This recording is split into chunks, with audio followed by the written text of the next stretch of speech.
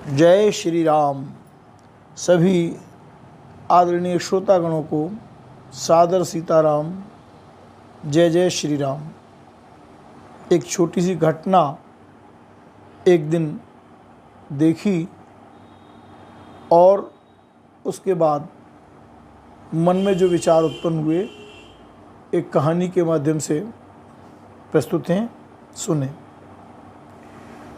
भगवान तुम्हारा भला करे, कुछ दे दो बेटा, कई दिनों से ठीक से खाया नहीं खाना।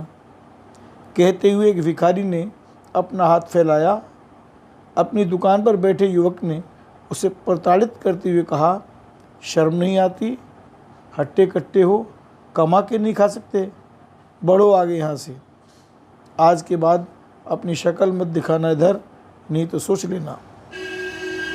यह सुनकर भिखारी तो आगे चला गया, पर पास ही खड़े एक व्यक्ति ने उस युवक को कहा कि भाई, कुछ नहीं देना था तो मत देते, पर इस तरह किसी को प्रताड़ित करना ठीक नहीं। यह सुनकर युवक बोला कि भाई साहब, ये लोग भिक्षा का दुरुपयोग करते हैं। कोई सदुपयोग करे तो फिर भी सोचा जाए, पता नहीं क्या करता इसको दिए गए पैसों का। यह सुनकर वह व्यक्ति थोड़ा गंभीर हो गया।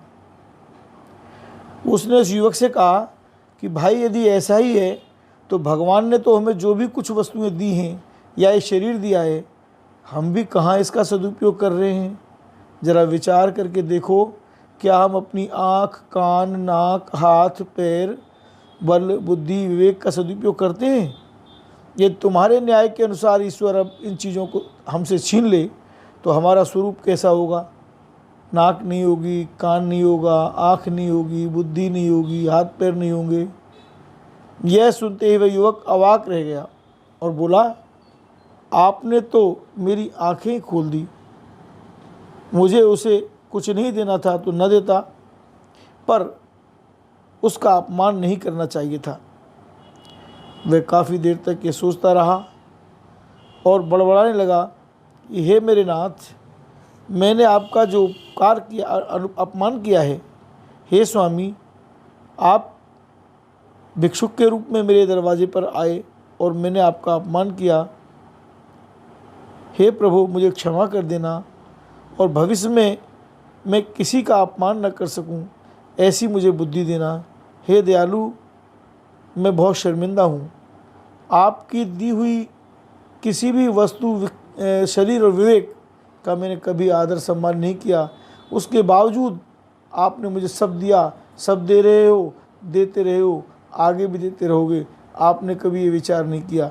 लेकिन मैं एक तुच्छ प्राणी, आपकी दी हुई चीज़ में से भी कुछ देने के लायक होने के बावजूद भी उसे कुछ नहीं दे सका और उसका अपमान किया। मुझे क्षमा कर देना, मुझे क्षमा कर देना। हे नाथ, मुझे क्षमा कर देना।